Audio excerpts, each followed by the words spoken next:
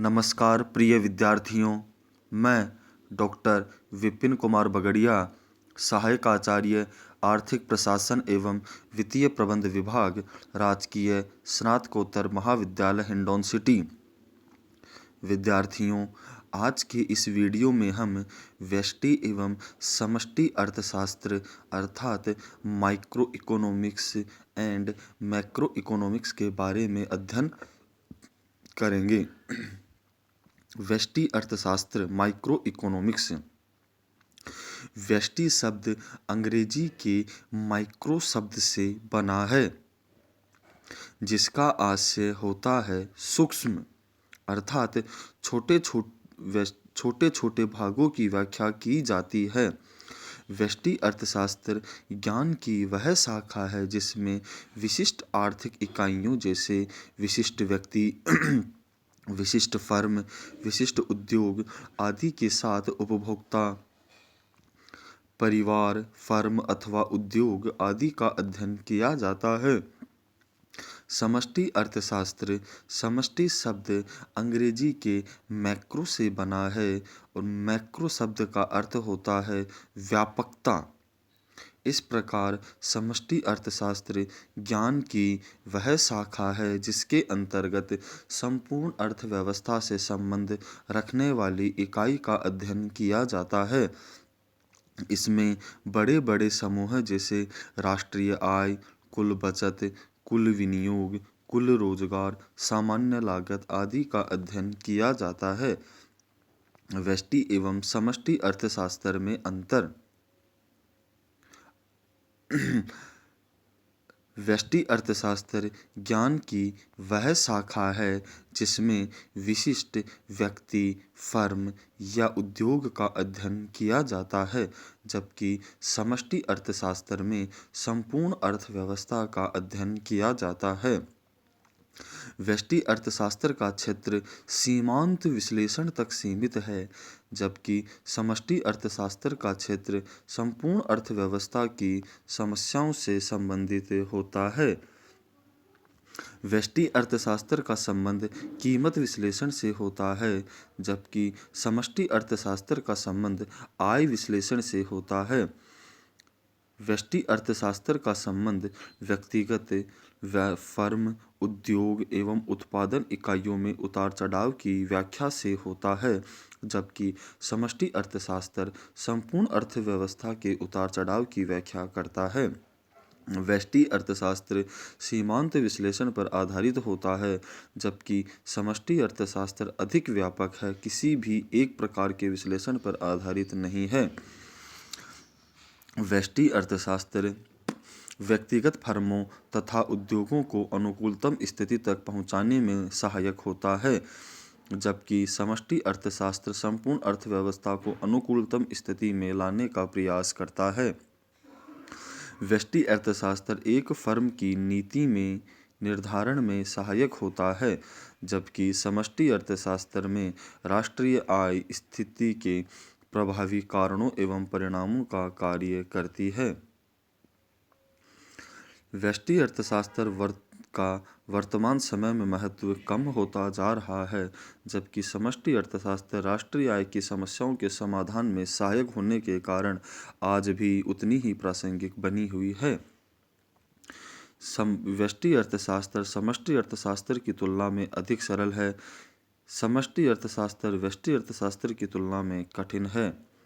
व्यष्टि अर्थशास्त्र वस्तुओं एवं सेवाओं के मूल्य निर्धारण का कार्य करती है, जबकि समष्टि अर्थशास्त्र की तुलना में समष्टि अर्थशास्त्र अधिक जटिल एवं संपूर्ण अर्थव्यवस्था का विषय माना जाता है। व्यावसायिक निर्णयों में व्यष्टि एवं समष्टि अर्थशास्त्र की उपयोगिता निम्न प्रकार है।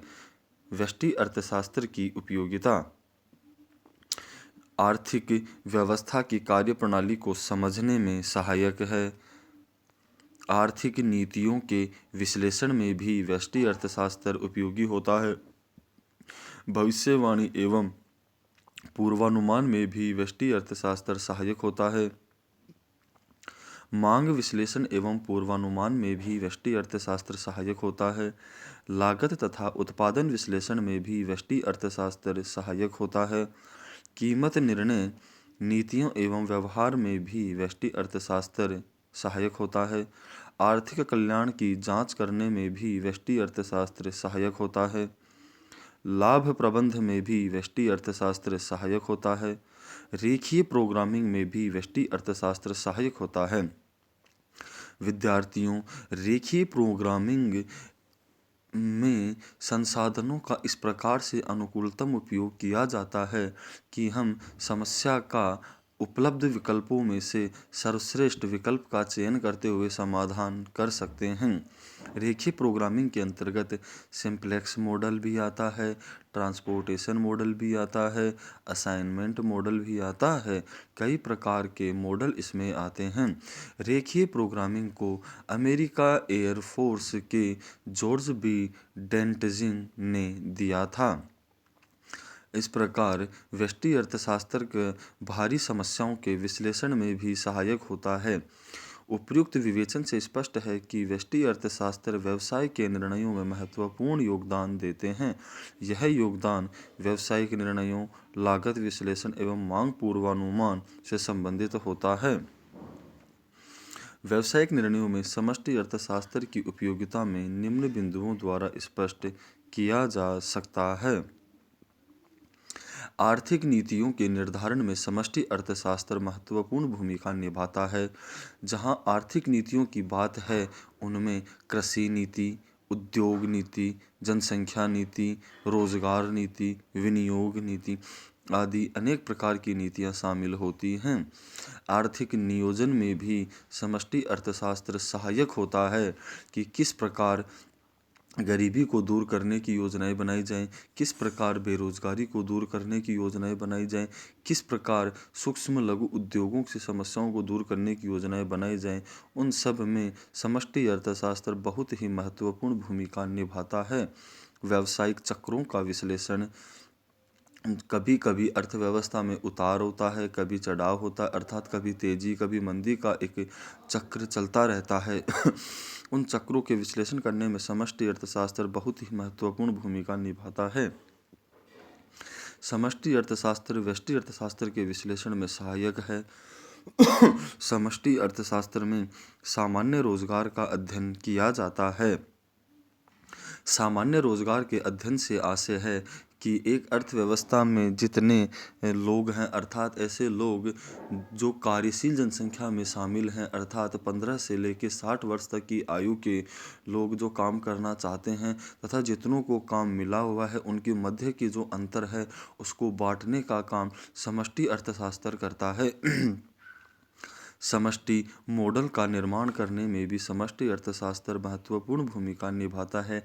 सरकारी नीतियों की अर्थव्यवस्था पर प्रभाव, सरकार ने जो जो नीतियां बनाई हैं उनका अर्थव्यवस्था पर क्या प्रभाव पड़ता है, उन प्रभावों का आकलन एवं विश्लेषण तथा उनके क्रियान्वयन में आने वाली समस्याओं के निर्धारण में भी समष्टि अर्थशास्त्र एक बहुत ही महत्वपूर्ण भूमिका निभाता है। जिस प्रकार सरकार ने ग्रामीण विकास के लिए जो जो योजनाएं बनाई हैं, उन योजनाओं के क्रियान्वयन में किन किन समस्याओं का सामना करना पड़ा है, उन योजनाओं के जो लक्ष्य थे और जो वास्तविक परिणाम है, उनके मध्य के जो अंतर है, उनके क्या कारण है, उन कारणों का पता लगाकर तथा उन्हें दूर करने के लिए भी समष्टि अर्थशास्त्र एक बहुत ही महत्वपूर्ण भूमिका अदा करता है। अंतर्राष्ट्रीय तुलना, दो देशों के मध्य विकास की तुलना करने में भी समष्टि अर्थशास्त्र बहुत ही महत्वपूर्ण भूमिका निभाता है। जिस पर विकास एक बहुआयामी शब्द है जिसमें अनेक आयाम शामिल होते हैं। आर्थिक विकास, आर्थिक विकास में भी समष्टि अर्थशास्त्र बहुत ही महत्वपूर्ण भूमिका निभाता है। प्रिय विद्यार्थियों, यहाँ मैं आपको यह बताना चाहूँगा कि आर्थिक विकास एवं आर्थिक वृद्धि में भी महत्वपूर्ण अंतर होता है। आर्थिक वृद्धि में जहाँ उत्पादन में वृद्धि की बात की जाती है, वहीं विकास में उत्पादन में वृद्धि के साथ साथ सामाजिक कल्याण को भी शामिल किया जाता है कि जो उत्पादन में वृद्धि के जो लाभ हैं वह समाज के सभी वर्गों को मिल रहे हैं अथवा नहीं। विद्यार्थियों, वर्तमान समय में विकास की एक नई अवधारणा समावेशी विकास और सतत विकास की अवधारणा को भी शामिल किया गया है। समावेशी विकास का अर्थ है सबका साथ, सबका विकास। वहीं अर्थात विकास में समाज के सभी वर्गों की भागीदारी होनी चाहिए तथा उस विकास के लाभ भी सभी वर्गों को मिलना चाहिए, चाहे वह हाशिए पर खड़े लोग ही क्यों न हों। दूसरी तरफ सतत विकास है, अर्थात हमें हमारी वर्तमान आवश्यकताओं को इस प्रकार पूरा करना चाहिए कि भावी पीढ़ी को किसी प्रकार का समझौता ना करना पड़े। निष्कर्ष रूप में यह कहा जा सकता है कि समष्टि अर्थशास्त्र में बेरोजगारी, मुद्रास्फीति, गरीबी, आर्थिक नियोजन, आर्थिक विकास जैसे ज्वलंत विषयों का अध्ययन किया जाता है। हम यह भी कह सकते हैं कि व्यष्टि एवं समष्टि अर्थशास्त्र को एक दूसरे से अलग नहीं किया जा सकता, क्योंकि दोनों एक दूसरे के पूरक होने के साथ साथ एक दूसरे पर निर्भर भी हैं तथा दोनों के द्वारा ही पृथक जाता है। अतः किसी भी अर्थव्यवस्था के पूर्ण ज्ञान को प्राप्त करने की अर्थव्यवस्था के परिणामों को सही रूप से समझने के लिए दोनों ही महत्वपूर्ण रूप से आवश्यक हैं। धन्यवाद विद्यार्थियों।